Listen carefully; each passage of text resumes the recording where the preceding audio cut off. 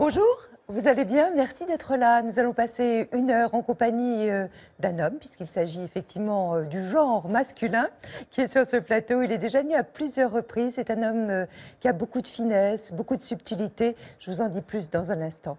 Auparavant, vous le savez, samedi dernier, vous étiez peut-être avec nous, c'était en compagnie de Nicolas Bedos.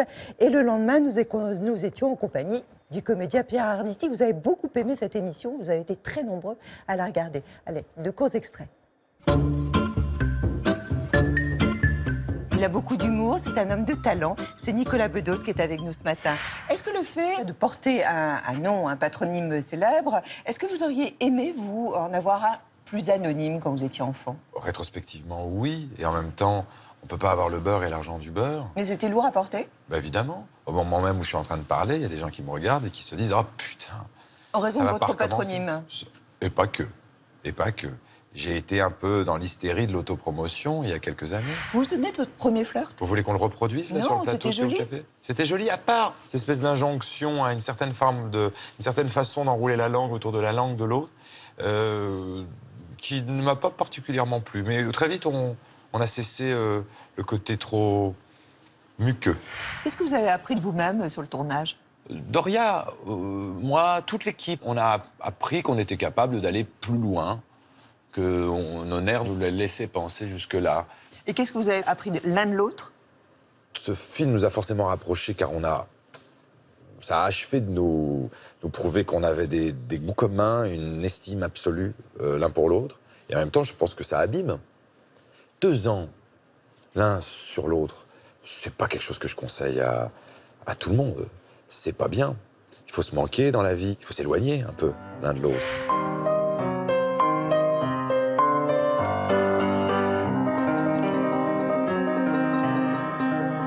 Si vous aviez les clés de l'Élysée, le temps d'une journée, que feriez-vous? À l'époque de Carla Bruni, je serais allé fumer un joint avec elle et on aurait fait de la musique. D'autant qu'il paraît que Sarkozy se couche très tôt. Votre dernier fou rire? Il y a 4 minutes avec votre équipe. On se moquait de vous, Catherine.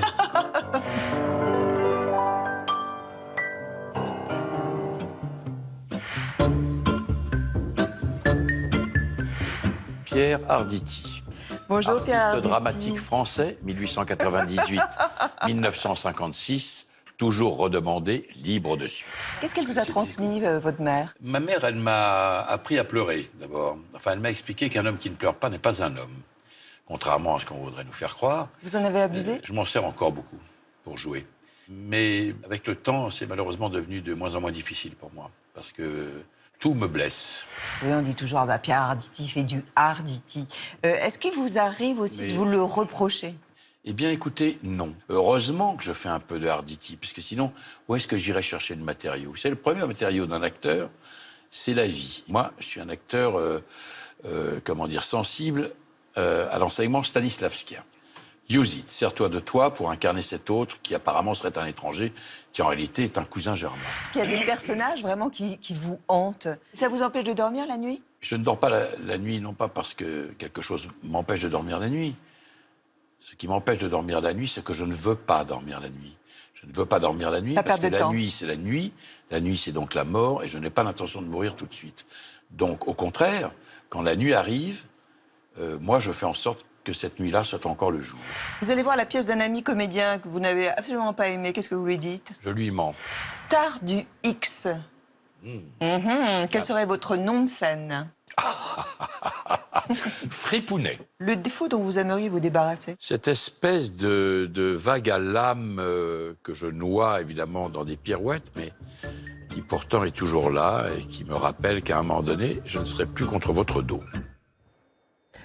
C'était Pierre Arditi, c'était la semaine dernière. Alors, qui est là? Qui êtes-vous? Tout d'abord, quelle est votre profession, s'il vous plaît? Comédien. Quelle est votre situation familiale? Je suis divorcé, j'ai 2 enfants. Est-ce que vous avez une obsession dans la vie? C'est de parfaire toujours mon travail, d'aller plus loin, de creuser un peu plus ma carrière, d'écrire plus profondément les choses. Et une devise? Une devise, c'est être honnête, droit et rigolo. Voilà, de belles valeurs. Votre prénom et votre nom, si vous en avez un? Felag Mohand. Vous venez me rejoindre, Felag. Bonjour, ravi de vous retrouver sur ce plateau Thé au Café. Ravi de vous retrouver aussi au Théâtre du Rond-Point. Après une longue tournée au Canada et ici en France, vous êtes là pour quelques semaines, jusqu'au mois d'avril. Et puis vous repartirez en tournée parce que vous aimez beaucoup. En fait, vous êtes un nomade, vous. Hein? Je suis un nomade, Ouais. oui, depuis 35 ans, depuis 40 ans presque maintenant. Mais toute votre vie, de toute façon, Toute vous êtes... ma vie. Mais oui, vous êtes passé de la Kabylie, évidemment à Alger. Ensuite, vous êtes parti au Canada, vous êtes Venu en France. venu en France, vous êtes reparti en Algérie, la Tunisie, etc. Il y aura une Tunisienne qui sera sur le plateau de Thé au Café aussi vers la fin de l'émission. Effectivement, avec elle, Sonia Mabrouk, on va parler d'un livre, son premier livre, et c'est vraiment passionnant parce que c'est une conversation entre les deux rives de la Méditerranée, entre sa grand-mère qui habite en Tunisie, à la Goulette, bien connue, et puis elle, à Paris, elle est journaliste à Public Sénat ainsi que sur Europe 1. Sonia sera sur le plateau de Thé au Café dans peu de temps. Je voulais, Felag, vous demander qu'est-ce qui est essentiel de connaître de vous si on veut mieux vous appréhender. Je crois que c'est la pensée qui est cachée derrière les mots qui semblent faciles, qui semblent simples, qui semblent absurdes. Mais il y a une pensée multiple, complexe, qui essaie de s'installer. Et souvent politique. Et souvent politique. Ouais. Vous êtes né en Kabylie, en 1950. On voit cette photo. Alors, on comprend déjà hein, d'où vous venez, une famille très modeste, Oui. hein, beaucoup d'enfants, vous étiez 7, On était 7. hein, trois garçons, trois filles. Et moi, L'aîné. L'aîné. Avec une responsabilité d'aîné? Je n'avais absolument aucune responsabilité parce que j'avais un père très puissant. Autoritaire? Très autoritaire, très fort. Et du coup, quand il est mort, j'avais 15 ans, je ne savais plus rien faire, moi. Il m'a légué aucun héritage pour tenir le... Mais pourtant, qu'est-ce qu'ils vous ont transmis? Vous dites souvent la résistance. Oui, la résistance, je l'ai engrangée, je l'ai apprise tout seul, en les regardant, en vivant avec eux. Qu'est-ce qu'il faisait? Parce que là, il a un costume, une chemise, habillé à l'européenne. Oui. Quel était son métier? Il était technicien supérieur en hydraulique. Donc il s'occupait de chantiers, de barrages, de fontaines dans les montagnes. Il était souvent dans les montagnes. Voilà. Et ça, c'est ma maman. Alors elle s'occupait de la famille? Elle s'occupait de la famille. Analphabète? Analphabète. Qu'est-ce qu'elle vous a transmis? Elle m'a transmis de la sensualité, du rire. La sensualité? Oui, elle a une sensualité extraordinaire. Elle est très rigolote, elle est blagueuse, elle est taquineuse, elle était elle avait un verbe extraordinaire, elle avait une mémoire inouïe, elle avait des milliers de proverbes. Pour chaque chose, elle avait un proverbe. Donc vous tenez d'elle? Je tiens d'elle, oui. Je tiens d'elle. Vous avez 12 ans, vous connaissez l'indépendance, donc vous êtes un adolescent. Qu'est-ce qui a changé dans votre quotidien? Mais des vrais changements notables. Ce qui a changé, c'est il y a eu une semaine à l'indépendance où c'était une euphorie absolument extraordinaire. Je la raconte dans un petit roman que j'ai écrit qui s'appelle Un espoir, désespoir. Je racontais l'indépendance comme si c'était quand Elvis Presley qui descendait du ciel et qui chantait une chanson pour l'univers entier. Et donc, au bout de 4 ou 5 semaines, le bâton est arrivé assez vite. Donc, on avait une sorte de liberté comme ça pendant une semaine heureuse, une euphorie totale. Mais concrètement, je me souviens du jour de l'indépendance où mon père et ma mère avaient mis des drapeaux sur les fenêtres au balcon. Il y avait des amis, des officiers de l'ALN, l'Armée nationale de libération. Il y avait aussi des amis français qui étaient soldats du côté français, qui était venu, qui travaillait avec mon père en loose day, dans les échanges d'informations, etc. Et donc l'un d'eux est venu me faire un gros bisou. Et ça vous a marqué? Ça m'a marqué. Parce que c'était l'ennemi. C'était l'ennemi. Et il m'avait donné une pièce de 5 francs, une grosse pièce de 5 francs, comme ça, énorme. Et c'est pour moi un des très grands souvenirs de mon enfance. Vous dites que le cinéma, ça a été vraiment une école de la vie pour vous. Ça a tout changé. Ça a été un déclencheur. Moi, j'étais un gamin très taiseux, très observateur, très fermé sur lui-même. J'étais plutôt un solitaire. J'aimais bien aller tout seul dans les champs, dans les montagnes. Et quand, pour la première fois, j'ai vu des flots de films de Charlie Chaplin, puis d'autres aussi, hein, tous les acteurs de... Il y avait beaucoup de cinéma à l'époque? En fait, dans mon école primaire, du temps de la France, hein, en 60, ils ont fait construire un petit cinéma dans l'école où j'étais. Tous les jeudis, pour 20 centimes, on allait voir des dizaines de films muets, et ensuite un long ou un très long métrage. Et du coup, le Charlie Chaplin m'a complètement... c'est un électrochoc. Ouais. Un électrochoc qui m'a un interrupteur. Et j'ai commencé à raconter les films. J'étais tellement bouleversé, heureux. Je racontais ça à ma famille, à mes copains dans la cité. Et les copains et la famille, ils étaient tous par terre. C'était très valorisant pour un gamin qui s'est jamais exprimé. Ça permettait de se distinguer. Avec des imitations? J'imitais les acteurs, j'imitais le bruit de la pellicule, le bruit du projecteur. Quand le projectionniste était dans la salle, donc quand le film se cassait, il collait, donc on était tous à côté de lui, on le regardait faire. Donc je m'arrêtais, j'expliquais qu'à ce moment-là, on était en train de coller, le projectionniste était en train de coller le film avec du scotch, et puis hop, il y a John Wayne qui est revenu, etc. Je racontais tout. Petit rigolo, quoi. Un petit rigolo. Ouais. Bah, de petit rigolo, vous êtes passé à grand rigolo. Votre parcours, il nous a raconté ce matin par Laurence Boulet. Pour ceux qui l'ignorent encore, Félag, ça signifie l'exploseur. Un nom certes étonnant et détonnant, mais je me suis demandé s'il vous correspondait vraiment. Parce que pour moi, vous êtes avant tout un pacifiste. Je suis un bon terroriste qui tue de rire. Votre cible, votre pays, l'Algérie, que vous êtes obligé de quitter en 94 en raison de la violence islamiste et des menaces contre les intellectuels. Chez nous, tout est petit. Les chèvres sont petites, les mamelles sont petites, l'herbe est petite, le président est petit. En exil en France depuis 95, l'exploseur que vous êtes n'hésite pas à déminer les relations franco-algériennes. Le consulat le plus aimé, le plus prisé, le plus apprécié, c'est le consulat français. On vous aime. Là où vous irez, on ira. Et vos spectacles cartonnent dans l'Hexagone. Votre arme salvatrice, un humour ravageur. Le rire est un pied de nez à la mort, à la tragédie, au son et à la douleur. Vous vous attaquez aussi au grand écran, toujours prêt à incarner vos compatriotes. Avec Monsieur Lazare, vous obtenez même le prix canadien du meilleur acteur. J'ai enseigné pendant 19 ans dans une école primaire à Alger. L'Algérie vous inspire aussi dans vos écrits. Libre penseur, vous faites voler en éclats les carcans de la pensée unique. Et en ça, votre nom vous va particulièrement bien. Même si, on l'a compris, votre bombe à vous est un peu particulière, c'est... Une bombe... euphorisante. Alors oui, Félag, vous êtes bien un exploseur, mais un exploseur rieur et non destructeur. Comme le rappelait Laurence, vous quittez l'Algérie en 95, ce fut un arrachement d'une grande violence. Si vous n'aviez pas quitté votre pays, vous seriez mort aujourd'hui? Oui. Ah oui, oui. Parce que menacé, très menacé par les islamistes? Très, très menacé, oui, oui. On était menacés, tous mes copains, mes copines. J'ai perdu beaucoup d'amis, des poètes, des comédiens merveilleux, des artistes. Des artistes d'une très grande personnalité, d'une grande force humaine. Et ensuite, moi, je pense que c'est le fait que j'étais tout le temps en tournée, je partais, je revenais. Je ne sais pas il y a eu un miracle. Mais si j'étais resté, je crois qu'en plus, en 95, on est rentré dans l'œil du cyclone vraiment de la violence.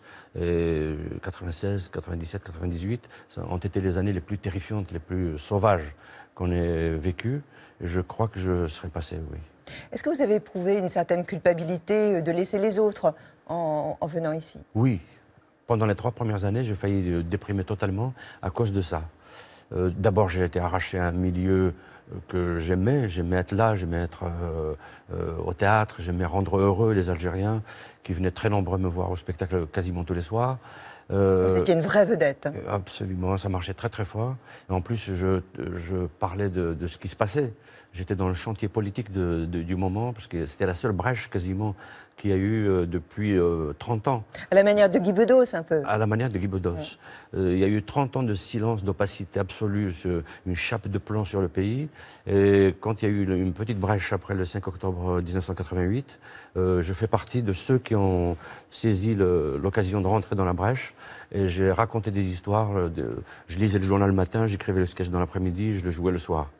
Et comme j'étais dans la parole politique, dans la parole libre, dans le langage populaire aussi, qui était interdit par l'État à sens unique qu'on avait jusque-là pendant 30 ans, du coup, le peuple retrouvait une langue qui lui appartient, la pensée qu'il aimerait exprimer, et du coup, ça a fait beaucoup de monde. Et j'étais évidemment, je faisais partie de... Voilà. De ceux qui gênaient. De ceux qui gênaient. Comment s'est passée votre intégration en France quand vous êtes arrivé? Très très bien. Bien accueilli? Très bien accueilli. Écoutez, je viens en France depuis... la première fois, je suis venu en 1972. J'y ai passé 8 mois. Ensuite, je suis revenu en 82. J'ai passé 3 ans et demi. Et ensuite, je suis revenu de nouveau définitivement à partir de 95. Et comme j'ai plongé tout petit dans la littérature et le cinéma français avec les yeux fermés, avec un appétit énorme de la langue française, de la culture française aussi. Du coup, je me sentais chez moi en arrivant. Mais vous n'avez jamais été victime de discrimination, d'actes de violence, racistes, pourquoi pas? Jamais, vraiment. Jamais, même dans le regard, même dans l'intention, même dans le... Jamais. Comment vous l'expliquez? Je ne sais pas. Je sais pas. Je suis peut-être un jean, un petit jean qui... Une question d'attitude aussi? Peut-être, oui. Ouais. Comment vous vous êtes perçu aujourd'hui en Algérie en 2017? Ils vous connaissent encore? Ils me connaissent, je crois qu'ils m'aiment, hein. Je les aime tous aussi, très fort. Et quand je vois dans la presse algérienne, dans les réseaux sociaux, ils vous suivent. Ils me suivent, mais d'une façon extrêmement forte, mais chaleureuse. Vous ne pourriez pas jouer le même spectacle que vous jouez aujourd'hui en France, aujourd'hui en Algérie? Non. Impossible? Non. Non, je n'y ai pas joué depuis 1993. Pendant 10 ans, vous savez que les conditions n'étaient pas du tout... C'était la guerre civile. Voilà. Et ensuite, moi, mon écriture a changé. En arrivant ici, j'ai trouvé le chemin qui me correspondait le plus. Enfin, qui me correspondait par la force des choses aussi. C'est ce lien entre les deux mémoires, les deux peuples français et algériens. Avec ma naissance, moi, dans les deux. Donc je connais bien les dimensions berbères, arabes et françaises. Et donc les 3 langues. Mais vous avez choisi naturellement en fait d'écrire en français. C'est votre langue. Oui, c'est ma langue d'écriture. C'est la langue avec laquelle je pense. C'est la langue avec laquelle je conçois le monde, qui m'a permis de m'ouvrir sur le monde, de découvrir les autres, toutes les littératures du monde entier. Quand je lis un roman mexicain, je le lis en français. Pour moi, ça passe par le français, tout passe par le français. Et d'ailleurs, Fela, que vous regrettez, je crois, l'abandon en fait du français, notamment en Algérie. Oui, je le regrette beaucoup. Et beaucoup de gens de ma génération le regrettent énormément. Parce que ça a été remplacé par un système d'enseignement arabisé, mais qui est un arabe dogmatique, un arabe classique, très très fermé sur lui-même. Et comme il arrangeait bien le pouvoir, parce que ça rendait le peuple analphabète, c'est un enseignement qui rend analphabète, culturellement. Et donc ça a fait des dégâts énormes. Qu'est-ce que vous pensez de la nouvelle génération, d'humoristes? Ça foisonne, et puis beaucoup d'humoristes qui viennent du Maghreb, notamment, je pense à Sophia Aram, il y a beaucoup de femmes, il y a Nawal Madani, il y a le comte de Boudarbala. Vous l'aimez bien. Oui, j'adore. Alors vous dites formidable, ça y est, c'est une liberté d'expression, c'est une ouverture. C'est une ouverture extraordinaire. Il y a des dizaines de filles et de garçons qui font du beau travail, qui en plus, ils vont, ils se lâchent, ils rentrent dans les tabous. Ils vont assez loin? Ils vont très loin, oui. Ils vont très loin. Il y en a qui vont plus loin que d'autres. Il y en a il faut qu'ils travaillent un peu plus pour aller dans une écriture un peu plus forte, un peu plus pointue. Mais ça viendra, je pense. Mais je pense que comme les Juifs ont inventé l'humour juif à une époque où ils étaient traumatisés par le racisme, par la violence. Voilà.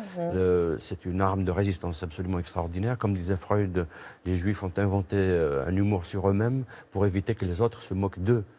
Et qu'ils les jugent, parce qu'on le fait déjà nous-mêmes. Voilà ce que nous sommes, donc on vous accepte tout de suite. Et maintenant, il y a un vent d'humour maghrébin qui arrive. Et il y a aussi quelques Libanais, quelques Libanaises aussi, des Turcs. Et c'est le moment où on dit maintenant. Nos parents étaient analphabètes, ils travaillaient dans les mines, ils travaillaient dans les chantiers, ils rasaient les murs. Et aujourd'hui, nous sommes français, nous possédons la langue française et nous allons, avec les moyens de la culture française, dire ce que nous sommes, ce que nos parents sont, et en riant et en s'amusant, et en s'ouvrant aux autres, et en se moquant d'eux-mêmes. Et ça, c'est une autoroute qui vient de s'ouvrir. On a passé un moment avec vous. Alors, vous aviez choisi de nous emmener dans un quartier que vous aimez beaucoup. On va le comprendre pourquoi. C'est Ménilmontant. Il faut dire que nous aussi, hein, on aime Ménilmontant, moi et Chevalier. Alors, on est allé avec Laurence Boulet et Pierre Coussier. On vous a suivi dans les différents lieux comme ça que vous aimez, des lieux un peu secrets de Paris et de Ménilmontant. On est à Ménilmontant. Et c'est ici que j'ai débarqué dans les années 90. On se retrouvait là parce que c'était le début de l'exil. On ne savait pas ce qui se passait dans le pays. On était l'estomac saisi tous les jours par tout ce qui arrivait là-bas. Des fois, on était dans le bistrot, on voyait qu'un de nos amis venait d'être assassiné, des choses comme ça. Et en même temps, c'était chaleureux, c'était bon, on mangeait bien, on n'avait pas besoin d'avoir beaucoup d'argent. Là, on va dans une toute petite librairie adorable, il y a plein de choses. Comment ça va? Mohamed, tu vas bien? Tu vas? Ça va? Ça fait bizarre de voir son livre dans une librairie. C'est comme un petit bonjour, quoi. Un petit sourire, ça va? Reste tranquille. Moi, je lis de tout, mais de tout. Comme vous le savez, un livre peut change la vie et le regard d'un homme ou d'une femme. Un très grand souvenir de ça, c'était la pièce Hamlet. J'avais 14 ans et sur la pochette, il y avait Laurence Olivier tenant un crâne. C'est une des images qui m'ont dirigé vers le théâtre. J'ai trouvé ça fantastique. Et depuis, je suis devenu immédiatement un grand lecteur de Shakespeare. Alger me manque, oui. Ça me manque. Il y a des odeurs, il y a un petit vent frais qui arrive vers 6 h du soir à Alger, qui est unique au monde. Le rire des gens aussi me manque beaucoup. C'est très théâtral, hein, à Alger. La population théâtralise tout. Continuez à nous faire rire, hein. On en a besoin. Hein. Vous êtes un peu une star, là? Une petite star. Ma passion pour les plantes vient de mon enfance, je pense. J'aurais aimé être jardinier, vivre dans un jardin, m'en occuper, tailler les plantes. Je suis un amoureux, un grand amoureux. Voilà, tout ce qui est ça. J'adore quand je rentre de tournée et la première des choses que je fais, c'est d'aller dans le jardin, voir toutes les plantes où ça en est, s'il n'y en a pas qui sont mortes, si elles ont poussé. C'est un émerveillement. Là, on va au Chansonnier, un petit café-concert.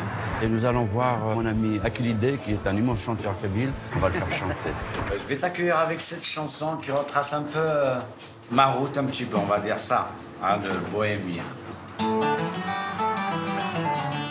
Je descends avenue Champs-Élysées, je commande un verre de thé à la menthe. Un de mes plus grands regrets, c'est de n'avoir pas pu être musicien. La musique est essentielle pour moi. Je crois que c'est comme le sang qui circule dans nos veines. Hein. Ça nous donne des ondes, ça nous ouvre.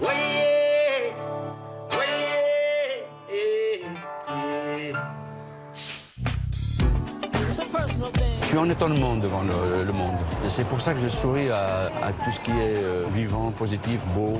Le rire est une thérapie irremplaçable. C'est sûr, le rire est une thérapie irremplaçable, mais vous dites que vous avez quand même changé de posture après les attentats, que ce soit à Charlie Hebdo, le Bataclan, Nice. Oui, ça m'a explosé, c'est le mot. C'est comme si du lointain me parvenait quelque chose de terrifiant, de cauchemardesque. Que vous aviez déjà connu. Que j'ai déjà connu. Et c'est pour ça d'ailleurs que j'ai repris ce spectacle, j'ai repris des morceaux, parce qu'ils résonnent plus encore aujourd'hui qu'il y a 20 ans. Et je n'aurais jamais imaginé que ça puisse arriver ici, à Paris, d'autant plus que les copains de Charlie Hebdo, je les ai connus. Vous étiez ami avec eux? Oui, j'étais ami avec eux. Et puis, c'est terrifiant ce qui est arrivé sur une terrasse de café, comme ça arrivait à Alger quasiment tous les jours pendant 10 ans. On est arrivé à 200 000 morts. Et on frappait parfois une porte, la porte s'ouvre et une famille entière était mitraillée, comme ça, juste pour semer la terreur. Ça vous a fait même changer de comportement vis-à-vis de la ville, vis-à-vis de Paris, vis-à-vis de vos habitudes? Peut-être que mon écriture a changé, peut-être que mon regard est devenu plus aigu vis-à-vis de ces choses. J'avais envie de dire les choses plus précises, même si c'est toujours par des métaphores. Mais parfois, les métaphores peuvent parler encore plus que le discours direct. Ouais, au premier degré. Voilà, donc je me suis évidemment enrichi. Avec mon métier que je pratique tous les jours, je l'ai fait avancer aussi. Donc j'essaie d'écrire, d'aller au plus juste, au plus complexe. Vous le modifiez souvent, votre spectacle. Alors, il s'appelle Blade Runner. Alors bon, il y a un peu d'anglais. Qu'est-ce qui se passe là? C'était pour faire un clin d'œil justement à Jurassic Blade, qui avait été écrit il y a 20 ans, en 95. Et donc Jurassic Blade Runner. Mais ça, le runner, c'est juste le fait que c'est un type qui court derrière son bled court derrière lui, mais il se rattrape jamais, quoi. Et ils sont jamais en phase. Ce sont vos adieux, vous dites, au One Man Show, réellement? Ou c'est des faux adieux? Alors pour le moment, je me dis que c'est un adieu de ces histoires, des valises d'histoires algériennes que j'ai écrites depuis 25 ans. C'est-à-dire le lien entre l'Algérie et la France et l'Algérie. Voilà. Donc je me dis, je vais boucler la boucle de toutes ces histoires pour aller vers d'autres aventures théâtrales, cinématographiques, d'écriture aussi, parce que j'écris beaucoup. J'ai envie de me poser un peu, voilà. En attendant, vous tournez avec ce spectacle. C'est un one-man show, ça se passe au Théâtre du Rond-Point. Regardez quelques extraits. Ma mère allumait la radio et la cour de la maison se transformait en music-hall. Les postérieurs prenaient leur liberté. Les seins des jeunes filles voletaient comme des pigeons voyageurs. Le Moulin Rouge version berbère. À part poser des pièges pour attraper des oiseaux, nager dans des mares, courir derrière des poules pour faire notre éducation sexuelle. Il n'y avait pas de loisirs pour les enfants.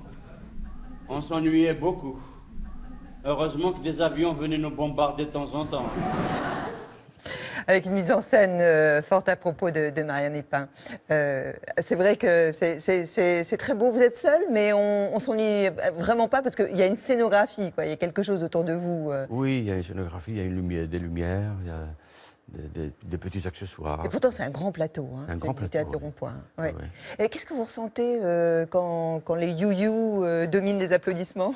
Eh ben, j'ai la chair de poule. Parce qu'elles sont là, hein, elles sont présentes. Oui. Les femmes fidèles, je pense, à Félag. Parce que je les soutiens, je les aime, voilà. Pour ce spectacle, en fait, Félag, et pour tous vos spectacles, qu'est-ce que vous vous dites concernant le public? Il doit, selon vous, hein, idéalement, il doit sortir en se disant quoi?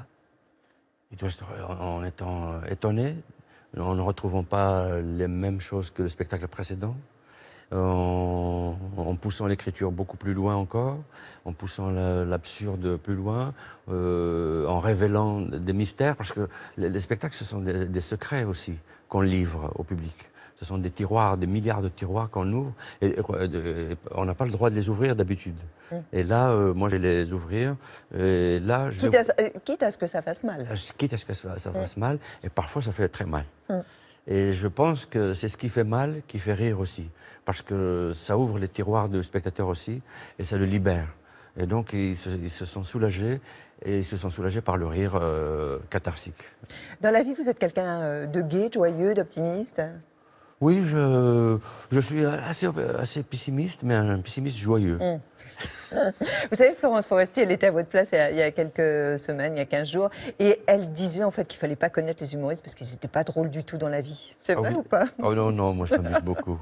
Ah bon? Il doit y en avoir certainement qui doivent avoir ça, mais moi dans la vie je m'amuse beaucoup. Alors, il y a deux personnages qui vous connaissent bien. Il y a Jacques Bonafé. Oui. Merveilleux comédien, merveilleux acteur, il est très proche de vous. Et puis il y a le directeur du théâtre d'Alger, du petit théâtre d'Alger. C'est Mustapha Laribi qui vit en France. En fait, vous avez quitté l'Algérie tous les deux en 95. Et lui d'ailleurs a été le premier à produire vos shows, vos spectacles. Donc vous lui devez beaucoup. Et je lui dois énormément. Voilà. Et tous les deux, ils ont accepté de croiser leur regard sur vous, Félag.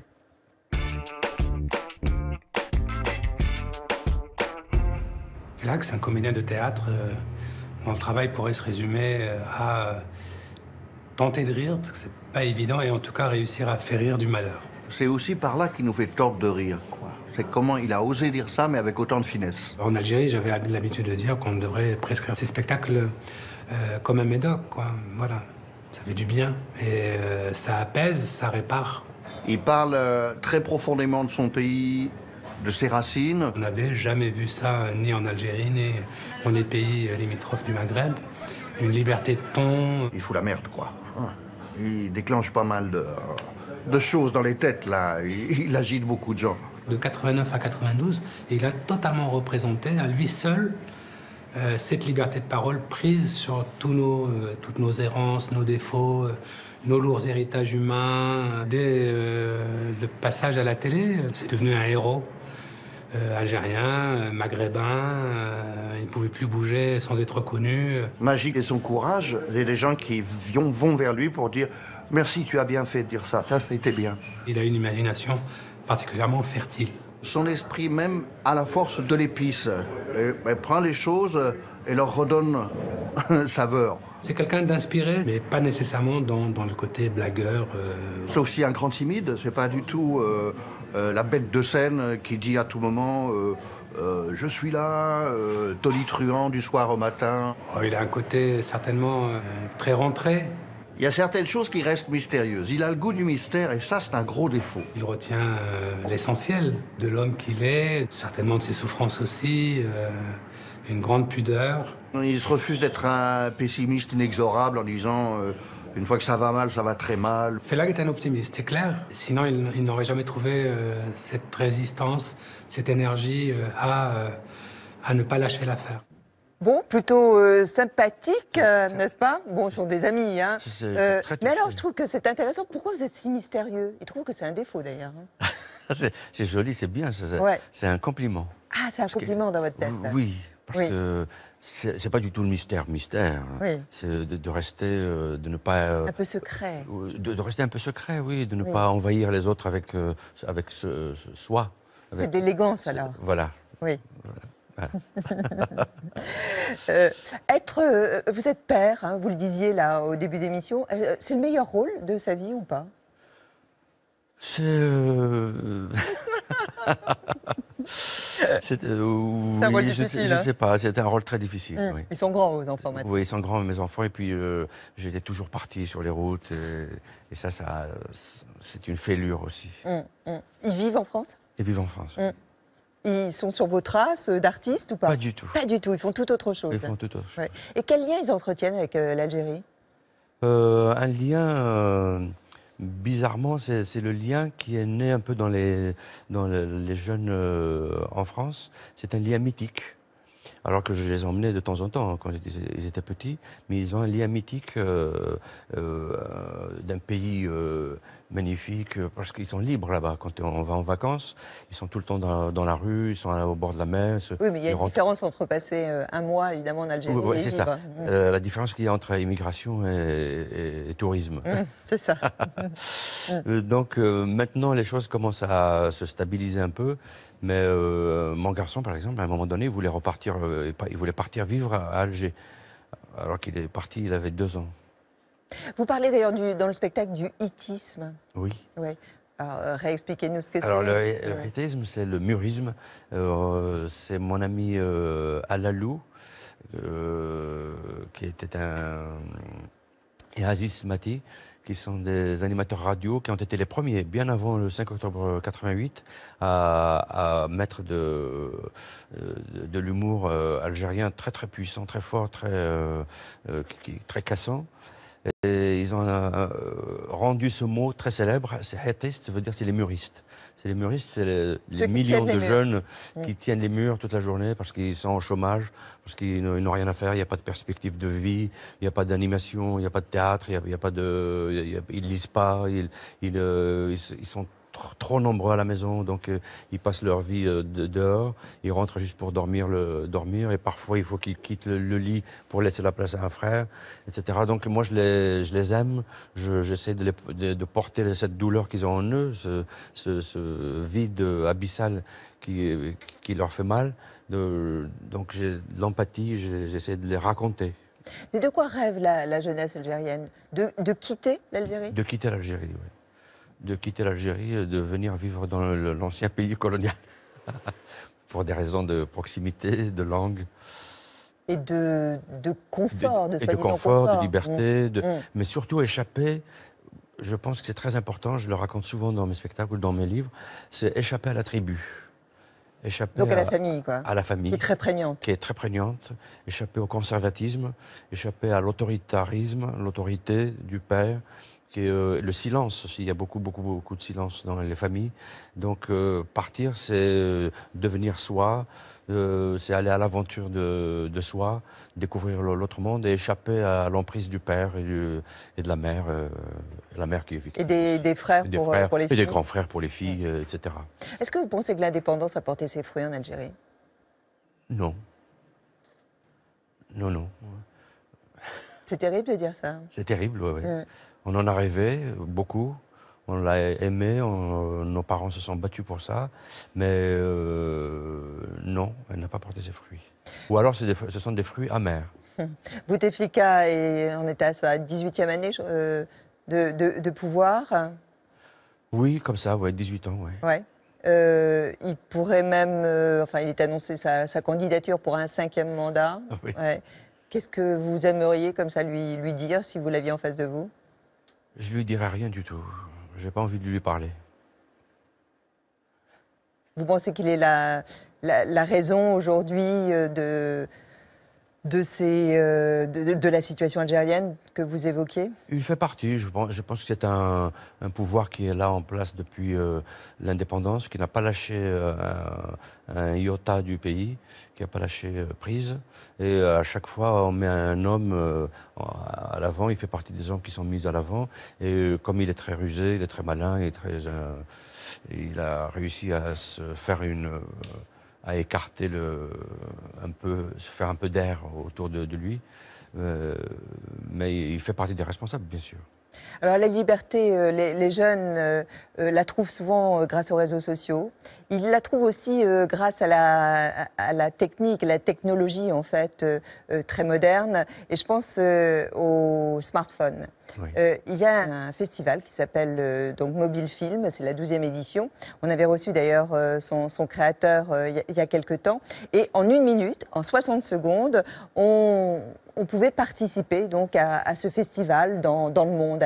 Et en Tunisie, il y a un garçon qui d'ailleurs a obtenu le Grand Prix international. Il s'appelle Rami Jarboui. Pour ce court-métrage, vous allez voir qui dure très peu de temps, puisqu'il dure seulement 60 secondes, 1 minute, mais il en dit beaucoup en 1 minute. Hi, this is Justin. Justin lives in a shitty apartment in a shitty country. They call them developing countries nowadays.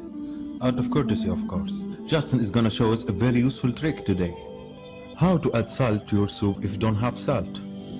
Prepare the soup, done. Kill some flies, done. The soup tastes awful without the salt. Justin doesn't want to go to the grocery at this hour because maybe he will get stabbed. Justin says there is 2 solutions for this kind of problem. Either you come from a country where they hang people for loving each other, kids drowning because they were escaping stupidity, poor people killing other poor people to help rich people, somebody bombing everybody because he wants to fuck hot chicks in the sky. or else you can always cry over your dead chihuahua. The next step, grab the bowl next to your face. Let the tears drop in the soup. Mix the whole stuff. It's salty and delicious. Bon appétit.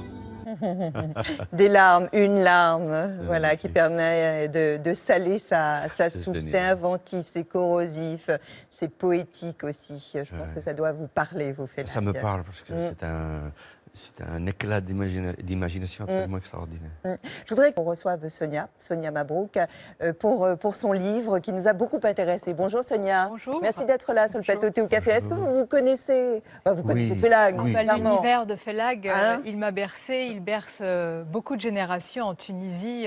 C'est notre Félag aussi, il n'est pas seulement algérien ou français, il est aussi tunisien. On l'emprunte souvent. Alors, vous êtes journaliste, vous avez 2 émissions quotidiennes sur Public Sénat et puis aussi à la radio sur Europe 1. Mais c'est en tant qu'auteur, écrivaine qu'on vous reçoit. C'est votre premier ouvrage. Ça s'appelle « Le monde ne tourne pas rond, ma petite fille ». Pourquoi? Parce que c'est un dialogue, c'est une conversation avec votre grand-mère qui vit de l'autre côté là, de la Méditerranée, à la Goulette. Là, je vois très bien, c'est ravissant la Goulette. En Tunisie, tout le monde plus ou moins connaît parce qu'on est tous allés en Tunisie. Et c'est vrai que vous avez eu une conversation, alors à la fois téléphonique et puis des échanges.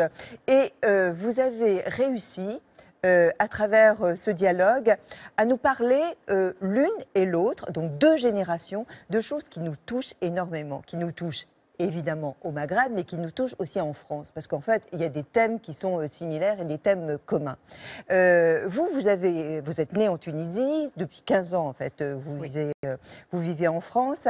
Qu'est-ce qui vous a donné comme ça l'envie? C'est plutôt votre grand-mère en fait, si j'ai bien compris, si j'ai bien lu le livre, qui a déclenché cette envie d'écrire. Exactement, c'est elle le déclencheur, c'est un appel où elle me dit « Il faut que je te parle, Sonia ». Et c'est un ton accusatoire que je ne lui reconnais absolument pas. Ma grand-mère, un petit peu comme toutes les grand-mères, je l'espère, c'est une mamie gâteau, qui a un ton qui est très doux, qui est très apaisé et apaisant.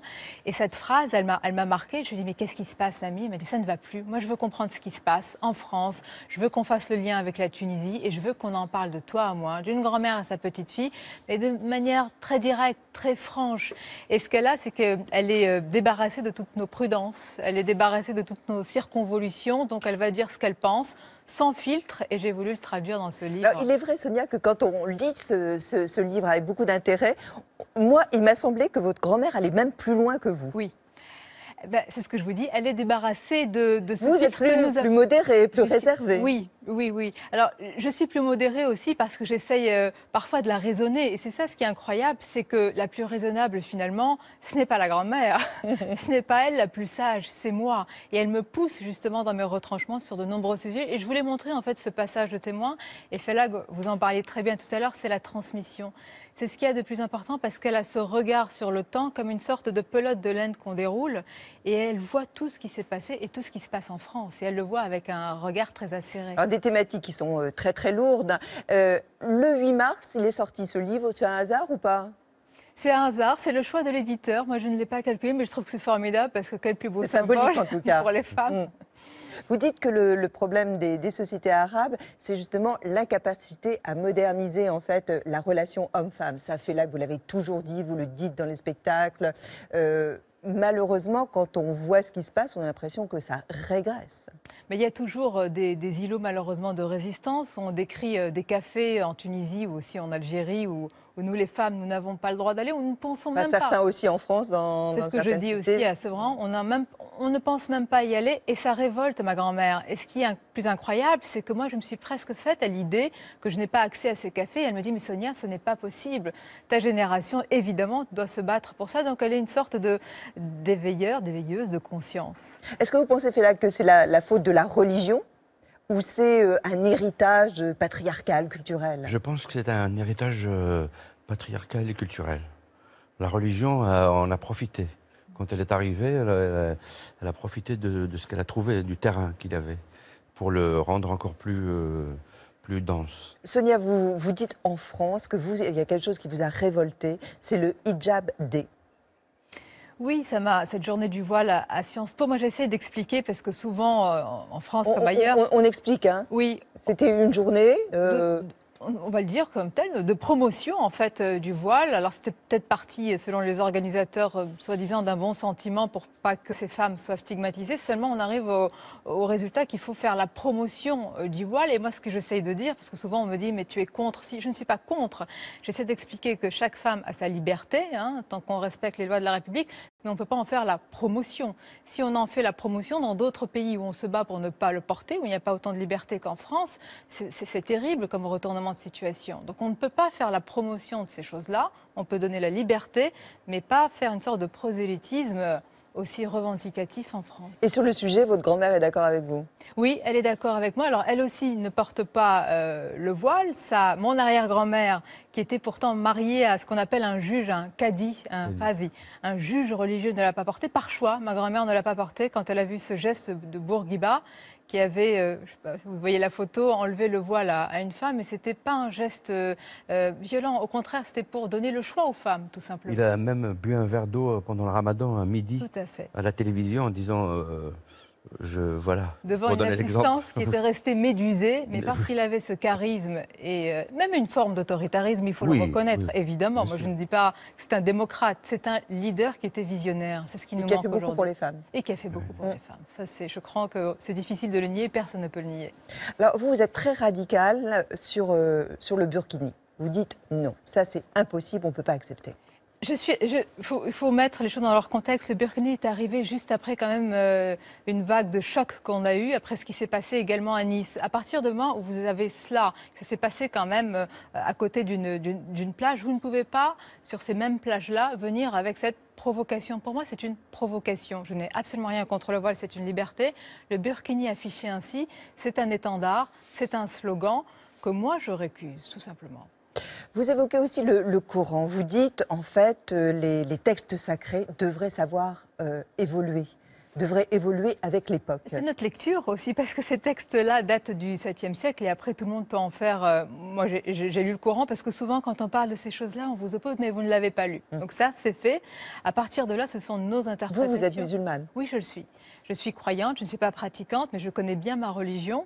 Et parce que je la connais bien, je connais mes limites, c'est-à-dire que je vis ma religion de manière apaisée chez moi et dans le respect du pays dans lequel je me trouve. Vous citez un événement dans le livre qui s'est passé cet été, l'été dernier, en Tunisie, alors que des djihadistes tentaient de s'emparer en fait, d'une petite ville tunisienne, Kasserine, et les habitants les ont affrontés. Et votre grand-mère, en fait, vous dit, mais pourquoi n'en avez-vous pas parlé? Et elle vous dit, elle vous interroge, vous, journaliste de Public Sénat, pourquoi tu n'en as pas parlé? Elle me rudoie, même elle me rudoie. Effectivement, c'était un village de la ville de Kasserine. Et pour résumer la situation, il y a eu tout simplement une descente de djihadistes d'une montagne à côté du village. Ils ont voulu investir la ville, investir la mosquée et par haut-parleur annoncer que leur nouveau diktat, leur nouvel État islamiste. Et les femmes sont sorties dans la rue. C'était des femmes voilées, non voilées. Ce sont des images qui les attestent. Et elles crient dégage terroriste. Voilà. Et je trouve que c'est ma grand-mère qui le dit, que c'est un formidable message, que les femmes se battent, les musulmanes se battent, les tunisiennes en première ligne. Et effectivement, nous n'en avons pas parlé. Je me suis rattrapée, j'en ai parlé. Mais ce que je voulais dire par là, c'est beaucoup de médias qui disent qu'il faut que les musulmans parlent. Non, n'ont pas parlé, et ça... C'est quand même dommage. Vous évoquez aussi, alors sans tabou, parce que ce livre est vraiment sans tabou, et qui ne devrait pas plaire à tout le monde d'ailleurs. Oui, vous dites effectivement, on entend toujours les mêmes. On entend toujours notamment les imams, c'est-à-dire donc des responsables religieux. Mais si on en entendait d'autres, si on entendait des musulmans, des intellectuels, des gens qui réfléchissent, peut-être qu'on les écouterait davantage. Mais c'est la masse. C'est la masse majoritaire. Et quand on me répond, elle est silencieuse, mais je dis, mais vous ne leur tendez pas les micros et vous n'allumez pas vos caméras. Parce oui, mais alors c'est nous qui sommes responsables. C'est une autocritique totale. Et c'est pour ça que ma grand-mère me le dit d'une manière même parfois assez vive. Et c'est une classe moyenne, populaire, peut-être un peu plus aisée parfois, de médecins, de journalistes, etc., qu'on ne va pas interviewer tout simplement parce que moi je crois qu'on pense que leurs propos sont trop apaisés. Et parce qu'ils sont trop apaisés, ils deviennent consensuels. Ça n'attire pas malheureusement notre milieu médiatique qui aime bien Qu'est-ce que vous en pensez, des discours plus directs. Moi je pense qu'il n'y a pas une habitude de la parole, de la prise de parole. De la prise de parole dans nos sociétés. Et c'est tout nouveau. Et donc, ça reste encore très timide. Très juste. Et comme il y a une sorte de bloc compact de la pensée nationale au sens religieux, au sens culturel, du coup, chacun a peur de se distinguer parce que l'individu n'est pas reconnu encore en tant que tel. Il n'a pas le droit à la parole individuelle. Donc, il a peur. S'il parle, il y a 1 milliard de personnes qui le jugent ou qui le punissent ou qui le... Voilà, donc il n'y a pas l'habitude, il n'y a pas la passion. On n'a pas la passion des révolutionnaires français qui allaient à la guillotine parce qu'il n'y a pas cette habitude de la parole. Mais je pense que c'est plutôt... oui, c'est ça. Alors maintenant, il faut desserrer le carcan. Desserrer, avec les réseaux sociaux, avec l'Internet, il y a de plus en plus de gens qui prennent la parole. Et c'est formidable. On n'a jamais eu autant depuis 5 ou 6 ans. Et c'est un vrai espoir. Et j'espère que ça va continuer comme ça parce qu'il y a de plus en plus de gens qui veulent prendre la parole, mais ils ne sont pas visibles. Vous ne craignez pas que votre livre vous provoque quelques ennuis ? C'est déjà fait. Les ennuis, les critiques, c'est déjà fait. Et je pense, comme le dit très bien Félag, à un moment, il faut parler, il faut porter sa voix. Moi, avec mon modeste milieu, je le fais, etc. Je pense que d'autres vont le faire. Et il faut le faire maintenant, en ce moment. C'est un moment critique. On nous le reprochera si on ne le fait pas. Donc je le fais à mon modeste. C'est la journaliste qui parle ou c'est la citoyenne? C'est les deux. C'est compliqué parce que c'est les deux quand on répond à sa grand-mère. Et souvent elle me dit arrête, mais tu n'es pas sur un plateau de télévision. Alors parle-moi comme ma petite fille. Donc c'est d'abord sa petite fille, sa citoyenne. Évidemment, il y a toujours la journaliste qui est derrière, qui parfois contrôle ses propos. Mais ma grand-mère est là pour faire dynamiter tout ça.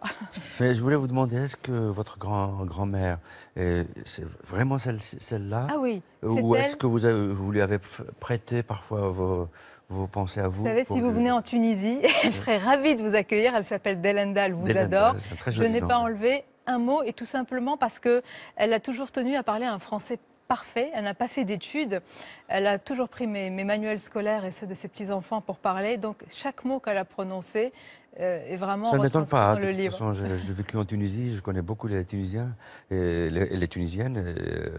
Et effectivement, je retrouvais toute la verve, les couleurs de ces femmes magnifiques. Le 18 mars, c'est la semaine de la francophonie qui commence. Alors, je vais vous demander à chacun le mot de la langue française que vous préférez, vous, Félag.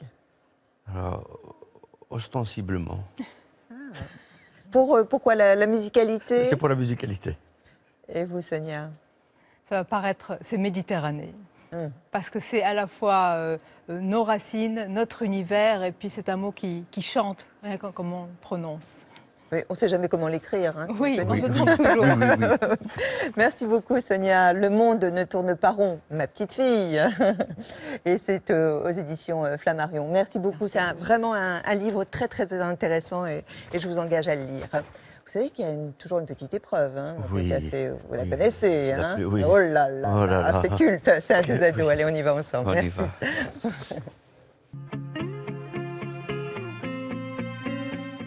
Dos à dos avec vous, Félag, et des réponses du tac au tac. Votre juron préféré? Putain. Classique. Vous allez voir une pièce, la pièce d'un ami comédien, mais vous ne l'avez pas aimé. Qu'est-ce que vous lui dites? Bravo. Oh, mais c'est faux cul. Qu'est-ce que vous feriez, Félag, si vous étiez une femme le temps d'une journée? Quand j'étais petit, vu la situation de la femme dans nos sociétés, j'avais très très peur de me réveiller un matin transformé en femme. Si vous étiez inscrit sur le site comme ça de rencontres, vous savez qu'il y en a pas mal aujourd'hui, comment vous vous décririez? Je dirais en fait l'inverse de ce que je suis. Ah. Oui. Petit, blond. Petit, blond, voilà. Petit, blond avec une bosse. Bon, ça va marcher, ça. Oh, ça va marcher. Qui n'aimeriez-vous pas voir à votre enterrement? J'aimerais pas me voir moi-même. La dernière fois, Félag, que vous avez dit « je t'aime ». C'était il y a 1 an et demi, 2 ans. Oh, c'est vieux. C'est vieux, oui. Il faudrait peut-être réapprendre. Hein. Oui, il faudrait que je m'y remette. Dans quel pays souhaiteriez-vous être enterré? en Nouvelle-Calédonie. Pourquoi? Parce que c'est très loin, ça ressemble à un petit paradis. Et c'est ce qui ressemble le plus au paradis de ce que je connais. Ouais. La dernière fois que vous avez pleuré? C'était il y a 1 an, comme ça. C'était en raison de quoi? En raison d'une séparation. Quel motif usez-vous pour rompre avec une femme? Des mensonges. De quelle névrose vous voudriez être débarrassé, Félag? La peur du charlatanisme. La dernière fois que vous avez perdu votre sens de l'humour? À chaque fois que Bouteflika est élu pour un mandat. Quelle est la question que vous auriez aimé que je vous pose? Quand est-ce qu'on finit avec cet interrogatoire? Eh bien justement, quelle est la chanson qui vous rend joyeux? Esperanza l'Arenaza de mon ami André Mainviel. Et c'est très très joli, et ça on le savait.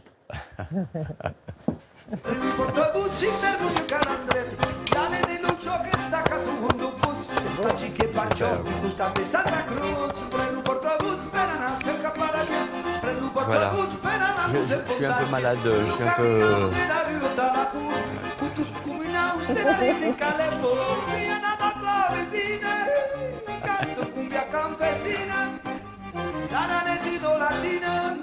Il habite Pau. Il habite Pau. Oui, il habite à Pau. Donc c'est son seul défaut. Il est trop loin de vous, c'est ça? Trop loin, oui. Ouais. Il est chanteur, il est percussionniste. C'est un frère, hein, vous dites c'est un frère. C'est un frère, ouais. C'est un grand frère. C'est un fabuleux artiste, c'est un inventeur, c'est un inventif. Et lui, il rit énormément.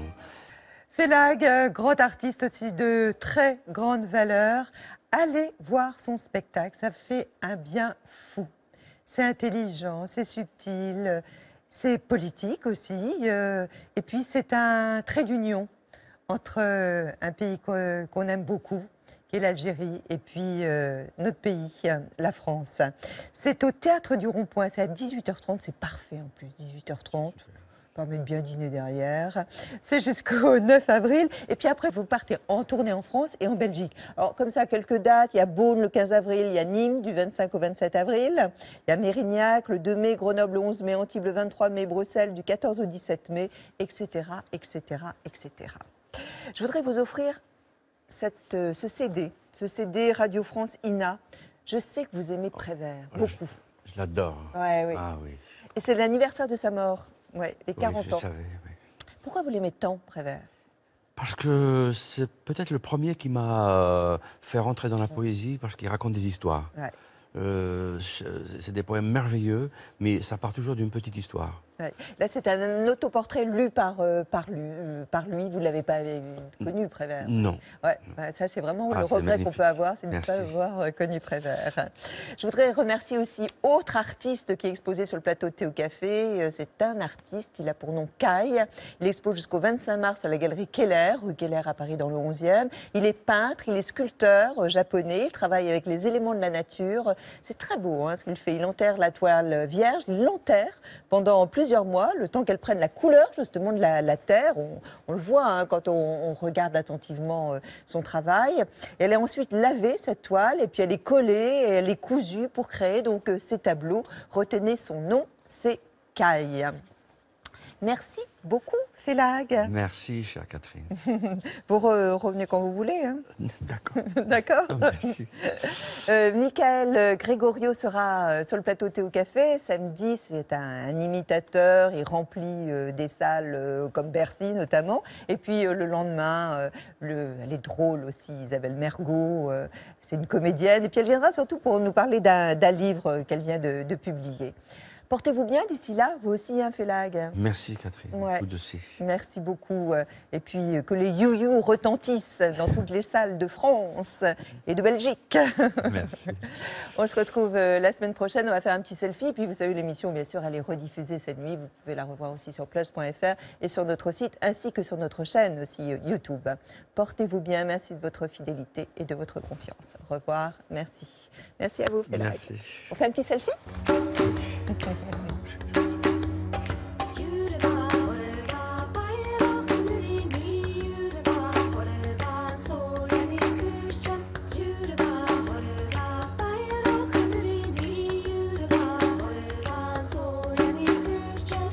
Should we